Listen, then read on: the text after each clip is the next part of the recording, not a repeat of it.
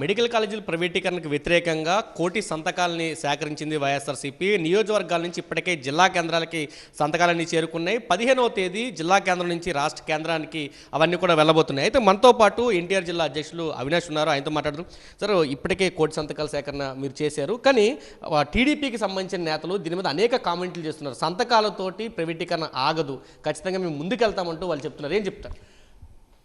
ఈరోజు మా నాయకుడు వైఎస్ జగన్మోహన్ రెడ్డి గారు ఒక నాయకత్వంలో గత 5 సంవత్సరాల్లో 17 మెడికల్ కాలేజీలు పేద ప్రజానీకం కోసం, విద్యార్థుల కోసం జగన్మోహన్ రెడ్డి గారు నిర్మిస్తే, ఈరోజు కూటమి ప్రభుత్వం అధికారంలోకి వచ్చిన తర్వాత ఈ 17 మెడికల్ కాలేజీ గారు ప్రైవేట్ వ్యక్తుల చేతుల్లో పెట్టాలని చెప్పని ఒక ఉద్దేశంతో ఏదైతే నిర్ణయం తీసుకుంటుందో దాన్ని ఈరోజు వైఎస్ఆర్ కాంగ్రెస్ పార్టీ తరఫున మేము అందరం గారు వ్యతిరేకించి జగన్మోహన్ రెడ్డి గారు ఒక నాయకత్వంలో అక్టోబర్ 10వ తారీఖు నుంచి గారా ఈ కోటి సంతకాల కార్యక్రమం మేము ప్రారంభిస్తాం గారు జరిగింది.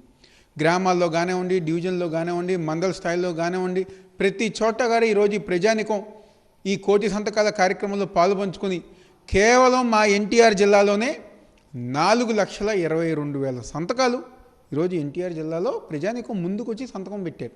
అంటే ఏ విధంగా ఇది ఒక ప్రజా ఉద్యమం, ప్రజలు ఏ విధంగా జగన్మోహన్ రెడ్డి గారు మనకు మంచి చేస్తే ఈరోజు ఈ కూటమి ప్రభుత్వం చంద్రబాబు నాయుడు, పవన్ కళ్యాణ్, లోకేష్ వీళ్ళందరూ కలిసి మనల్ని ఇబ్బంది పెడుతున్నారు, మన జీవితాలను నాశనం చేస్తున్నారని చెప్పని ఒక్క జిల్లాలోనే 4,22,000 మంది సంతకాలు పెట్టారు. రాష్ట్ర వ్యాప్తంగా మేము అనుకున్న కోటి సంతకాల కన్నా ఎక్కువ మంది ఈరోజు ఈ యొక్క ప్రజా ఉద్యమంలో పాల్పంచుకున్నారు. కానీ బాధాకరమైన విషయం, తెలుగుదేశం పార్టీ నాయకుల యొక్క అధికార అహంకారం ఏ విధంగా వెళ్ళిందంటే, ఈరోజు ప్రజలు ఈ ఉద్యమంలో పాల్పంచుకుని మాకు ప్రైవేట్ వ్యక్తుల చేతిలో పెట్టమాకండి, గవర్నమెంటే ఈరోజు దీన్ని నడిపించాలి, నిర్మించిందని చెప్పి వాళ్ళు అడుగుతుంటే, కాదు మీరు చెప్పింది మేము చేయము, మేము ప్రైవేట్ వ్యక్తుల చేతిలోనే పెడతామని చెప్పని ఈరోజు తెలుగుదేశం పార్టీ నాయకులు మాట్లాడతాం. నిన్నే గద్దె రామ్మోహన్ మాట్లాడుతూ ఇది ప్రైవేట్ వ్యక్తుల చేతిలో పెట్టాల్సిందే వెళ్తుందని చెప్పని అంటున్నారు. జనాల ఓట్లతో మీ పార్టీ కానివ్వండి, మీ కూటమి కానివ్వండి, మీరందరూ అధికారం అనుభవిస్తుంటే అది ఈరోజు జనాలు ఓట్లేస్తే ఈరోజు మీరు అధికారం అనుభవిస్తున్నారు. ఆ జనాలు ఒకటి కోరుకుంటుంటే దానికి వ్యతిరేకంగా మీరు వెళ్తున్నారు. కాబట్టి తప్పకుండా రాబోయే రోజుల్లో మీ అందరికీ బుద్ధి చెప్పే రోజులు వస్తాయి. ప్రజానికమే మీరు చేసే ప్రతి పోరాటం రైతుల సమస్యల మీద చేసినా లేదా విద్యార్థుల సమస్యల మీద చేసినా ఎక్కడ పర్మిషన్లు ఇవ్వలేదు, ఎక్కడెక్కడ అడ్డుకుంటున్న పరిస్థితి కూడా కనిపించింది. ఇప్పుడు కోటి సంతకాలకి మళ్ళీ పంపించే కార్యక్రమానికి కూడా అడ్డుకునే అవకాశాలు చాలా కనిపిస్తున్నాయి. పోలీసులు పర్మిషన్లు కూడా ఇవ్వమంటూ కూడా చెప్తున్న పరిస్థితి. ఏం చెప్తారు? ఈ కూటమి ప్రభుత్వం అధికారంలోకి వచ్చిన తర్వాత ఈ 18 నెలల కాలంలో ప్రజా వ్యతిరేక కార్యక్రమాలు, నిరసన కార్యక్రమాలు మేము ఏది చేపట్టినా మా మీద ప్రయోగించింది పోలీసులు గారా తెలుగుదేశం పార్టీ కార్యకర్తల్లాగా మా కార్యకర్తల్ని, మా నాయకుల్ని ఇబ్బంది పెట్టి ఆ నిరసన కార్యక్రమం ఆపాలని చెప్పని చూశారు. కానీ ఒక్క కార్యక్రమం గారు వాళ్ళు ఆపలేకపోయారు. జగన్మోహన్ రెడ్డి గారు, వైఎస్ఆర్ కాంగ్రెస్ పార్టీ చేసే ప్రతి కార్యక్రమంలో గారా నాయకులు, కార్యకర్తలు, ప్రజలు గారా దమ్ముగా, ధైర్యంగా మీరు ఎన్ని కేసులు పెట్టినా, ఏమి చేసినా ఈ కార్యక్రమంలో పాల్గొంటాం, విజయవంతం చేస్తామని చెప్పని రైతు సమస్యలు కానివ్వండి, కరెంట్ ఛార్జీలు పెంపు కానివ్వండి, నకిలీ మద్యాలు కానివ్వండి, విద్యార్థులకు సంబంధించి ఫీజు రియంబర్స్మెంట్లు కానివ్వండి, ఏ కార్యక్రమం మేము చేపట్టినా, పోలీసు వాళ్ళు ఎంత బెదిరించినా, పర్మిషన్ ఇచ్చినా ఇవ్వకపోయినా ఆ కార్యక్రమం విజయవంతం అయిందంటే దానికి కారణం కేవలం ఒకే ఒక్కళ్ళు జగన్మోహన్ రెడ్డి గారి నాయకత్వం మీద నమ్మకం.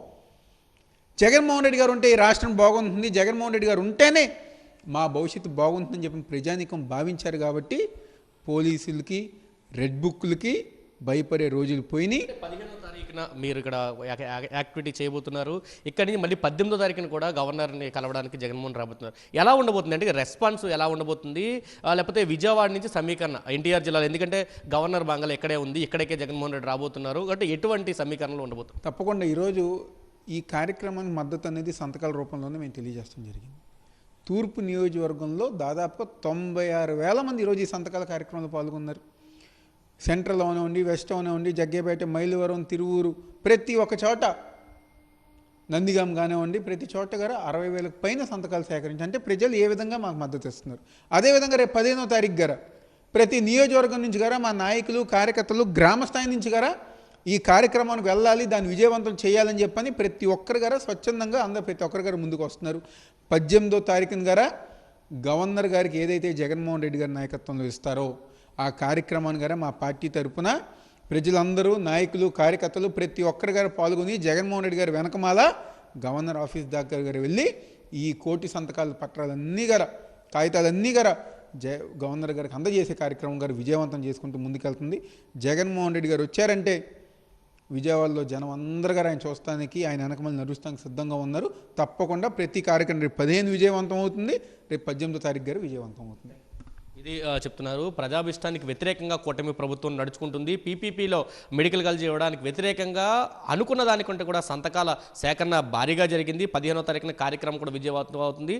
అదేవిధంగా 18వ తారీఖున కూడా జగన్మోహన్ రాబోతున్న నేపథ్యంలో ఎన్టీఆర్ జిల్లాతో పాటు రాష్ట్ర వ్యాప్తంగా ఉన్న వైసీపీ కార్యకర్తలంతా విజయవాడ రాబోతున్నారు. మెడికల్ కాలేజీలను పీపీపీకి ఇవ్వడానికి వ్యతిరేకంగా జరిగే పోరాటంలో ప్రభుత్వం వెనక్కి తగ్గకపోతే కనుక ఖచ్చితంగా పోరాటాన్ని మరింత తీవ్రతరం చేస్తామంటూ అవినాష్ అయితే చెప్తున్న పరిస్థితి అయితే కనిపిస్తుంది. కెమెరా పర్సన్ శివప్రసాద్తో కలిసి సురేంద్ర, సాక్షి టీవీ, విజయవాడ నుంచి.